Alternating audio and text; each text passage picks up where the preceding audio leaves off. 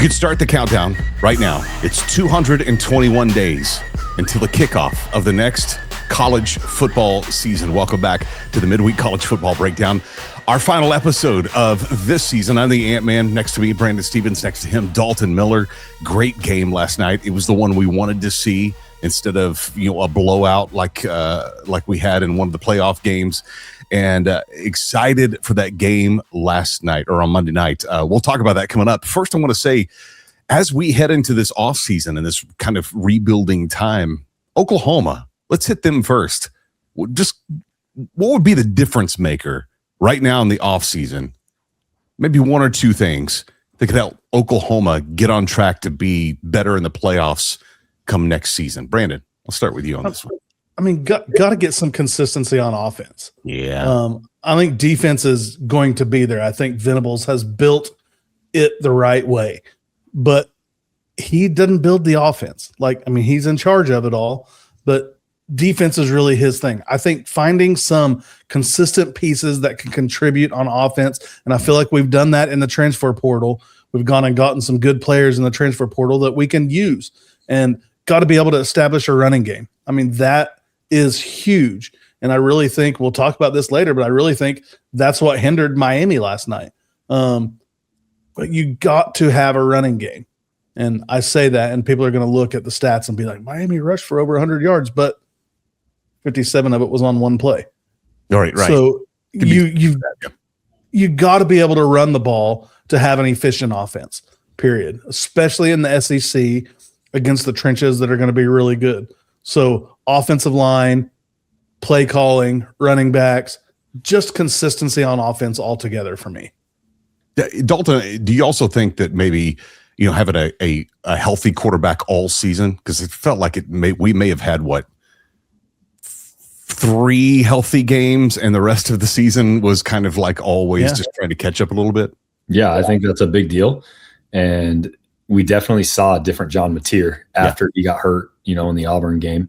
And we saw Arbuckle call a different game because the QB run game for a little while there was non-existent until they felt comfortable running John Mateer again. But, I mean, Unc hit it right where, it's the trenches. I think that I feel like we should have gotten a new offensive coordinator this year, or not offensive coordinator, sorry, O-line coach. This has to be Beatonbow's last year. Figure it out or move on. We cannot go another year with no run game. It can't happen. That's the big deal. That's the one thing that needs to be.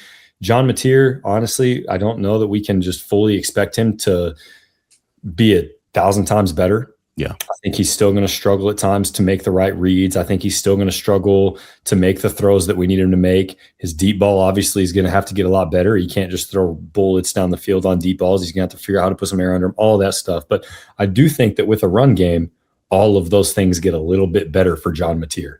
Yeah. It just makes it easier. It opens the field up down the field. Yeah, Beatonbow's got to figure it out. Has to, and if he doesn't, then Arbuckle needs to step in and take ownership of it and say, "This is what we're doing from now on. This is who's playing from now on."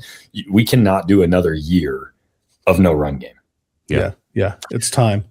National championship game Monday night. It was like I mentioned before, the one that we hoped for, at least it being close all the way to the very end. Something a friend of mine pointed out about the game. This is probably the most branded national championship game. They're like fourth downs brought to you by people, all different things that and it, of course, tying more money to these big games like this. But let's talk about Indiana real quick before we jump into this game.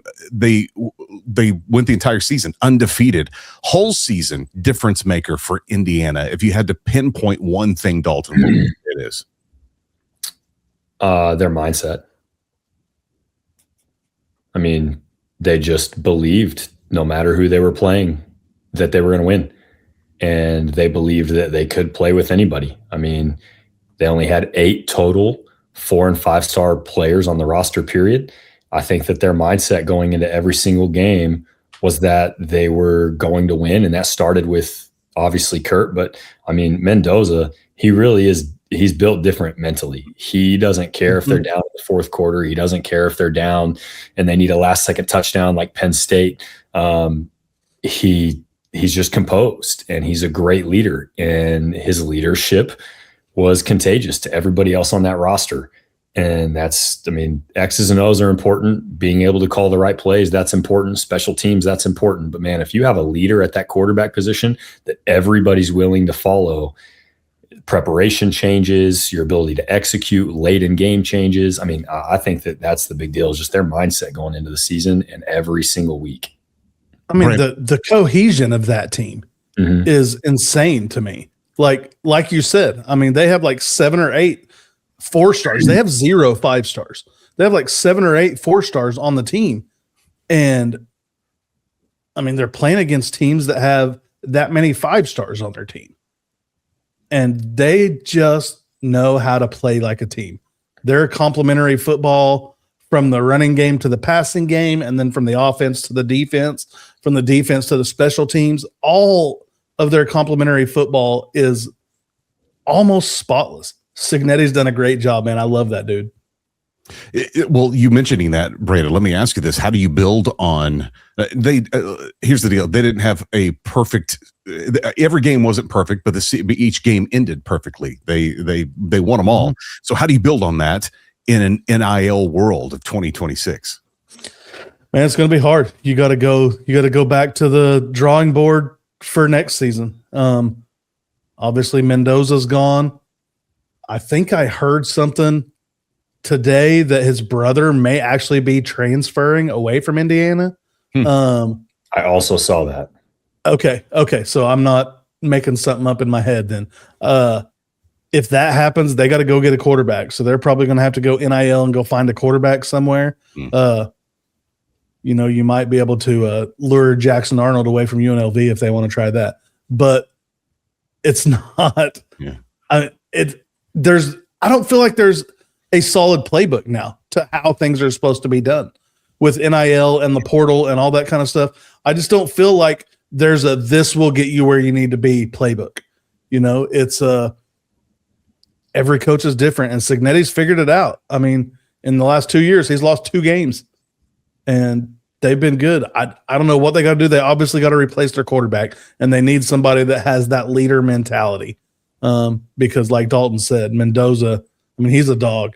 That run he had in the fourth quarter, he got popped and stayed on his feet, put his hand down, spun off that, went airborne to get into the end zone. At that point, I was like, man, this is over. Like, I don't know that Miami can compete with that. Miami has all the guys on the sideline that like to think they can compete with that, like the Michael Irvins and the, all those guys over on the side. But I got so tired of seeing all those dudes. I'm not going to lie. I don't think there's a playbook on just how you do it every year. You got to fill gaps, and you got to come back with the same mindset as you did the year before. It's playing poker, and every hand is a new season. You shuffle the deck and you start with a new hand. It's what it feels like every single season. Yeah, you may have some cards that look similar to the last hand you had, and maybe they are the exact same cards after they shuffled them all. But man, it feels like, okay, here we go again. We're just going to start all over. Here we go. That's again. A great analogy. Let me ask you this. So we hear all the good things about Indiana. What did Miami do wrong to not win that game last night or Monday night? Honestly, they played a good game. I'm not going to say they didn't sit here and play a game. They competed. Yeah. The worst part of their night, I feel like, was their third down efficiency. Like, they could not stay on the field. They went 3 for 11 on third downs. And then running the ball, like I said earlier, they rushed for 110 yards, but 57 of it, more than half of that, was on one play. So which is good of the game. Yeah. But for the rest of the game to rush for 53 yards, just not good. Indiana was able to run the ball for 131 yards. Miami led in total yards. But, I think Miami just needed to be more efficient on third down, honestly. I think they probably could have given up 27 points to Indiana and won if they were 7 for 11 on third down conversion or something like that. But I texted it in a couple of text message strings that I was in. And like at the end of the game, you got pressure on him, and the real Carson Beck showed up finally. Yeah. You know, I mean, and that was the game plan going in. I was shocked, honestly, that Indiana didn't send pressure more than what they did throughout that game, because I would have been making Carson Beck run for his life. But once they realized that they were stuffing the run, I don't think they had to. If he's not turning 30, I think he could go play at Indiana, can he? Yeah, jeez. No, he's done. He's done. Right. He's done. He was able to get this year of eligibility because he enrolled in grad school, and he still had his COVID year that he used. And so now we're all past that stuff. I mean, we're 5-6 years out of that now. So these guys, some of these guys will shuffle out of the deck. So with that being said, right now you look, everything goes back to, again, it all goes back into the deck. We're looking at the beginning of the season, say 5 games in. Who do you see at the top? Let's say top 5 next season. Dalton, let's start with you on that one. Hard to answer without knowing everybody's schedules. Because, I mean, you talked about Curt Cignetti. I mean, if Indiana's not challenged in the first 3 games, they'll start 5-0. And because of what they did this year, they'll be ranked in the top 5. Yeah. You're going to have some SEC teams that aren't going to test themselves early. They're going to start 5-0. I think we talk about it early on in our podcast in the beginning of the season. Who prevails early on in the season as a top dog might not even end up there, because the only thing that really matters is when you get into week, 8 or 9 and the college football playoff rankings come out. That's when you really start to pay attention to, okay, who is actually at the top right now. I mean, I don't think I could see Miami dropping. I don't know. I mean, Carson Beck did a great job for him. But even with Carson Beck, they lost 2 in-conference games that they shouldn't have because he couldn't take care of the ball. But, I mean, I see Indiana still at 5-0. I think Curt, he's not going to make a splash in the transfer portal. He's not with NIL. It's not like they're going to go find somebody that is trying to go to Georgia or Alabama. He's going to find somebody that fits the culture that he's built there. Yeah. And he's sticking to that. I respect that. Cool. He's making sure that I'm not just going to bring somebody in because you're a big name. I'm sure NIL, they're going to pay whatever they got to pay, but he's going to find the right fit. I could see Indiana still being at the top, but I mean, I'm not going to rule out Kirby Smart. I'm not going to rule out even Alabama, just depending on who they've got early on in the season. I mean, we know Oklahoma is going to get tested early when they go on the road to Michigan. So who knows what week 2 is going to bring next year. It's just really hard to say this early. First 4 games for Oklahoma: UTEP, kick it off, Michigan the next week, New Mexico, and then Georgia, at Georgia. Yeah. At Michigan and at Georgia. Yeah, that's brutal. Yeah. Yeah. In 4-game stretch. That will be brutal stretch. And isn't following that? Is there a bye and then Texas? A bye and then Texas. That's a rough start. I mean, Brandon, same question for you. 5 weeks into the season next year, who do you see on top? I mean, I don't think you can knock Indiana out until they start losing some big games. I think they're going to be up there. I mean, I think there's probably a good chance Ohio State's up there. Then I'm kind of with Dalton. Like, you got your Georgias, your Alabamas. Yeah. I think you're probably Ole Miss back in that mix. I don't know. I don't know. It's going to depend on what. I don't know that they're going to be back in it yet either. I think, honestly, I could see Texas up there at that point if Arch progresses like he did during this season in the offseason. I could see Texas up there just because they're Texas. And that doesn't – I'm not saying they were not going to be good, but I could see them up there. And then I honestly – I mean, I think Miami will probably start up there, but we'll see what happens with them. Do you see any of the guys who fell off maybe early to mid-season, teams that fell off early to mid-season this year, making their way back up to the top next season? Do you think they make adjustments in the NIL, in the portal? I mean, one big one that I can think of right off the bat is Clemson.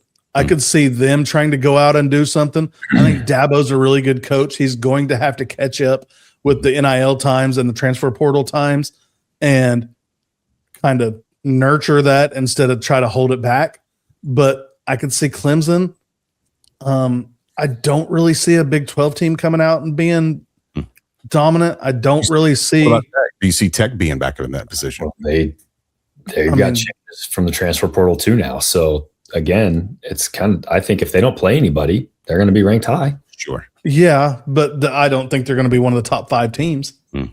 I mean, they may be ranked in the top 5, but I think actually what they're putting on the field, we proved this year playing in the Big 12 that it's a totally different ball game if you have to go outside of conference to one of these big schools. I mean, they got wasted in that game. Yeah. So maybe. I mean, does Barron? I don't even remember if Barron Morton comes back or if he was a senior. I think he actually does have one more year of eligibility, right? They got a portal quarterback, didn't they? If I remember right, they got a portal quarterback, and I'm trying to remember from where.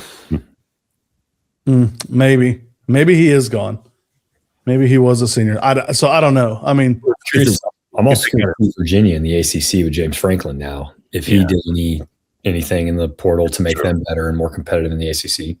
I mean, I think he was always good at Penn State. So I agree. He was a good coach. Didn't deserve to be fired, I don't feel like. Yeah. That still baffles me. Yeah. Yeah. I don't know. I mean, those are kind of the ones I think of right off the bat. What, Dalton? Brendan Sorsby from Cincinnati as their quarterback. Right. I do remember that. Yeah. Yeah, but a Big 12 quarterback transferring to a Big 12 school.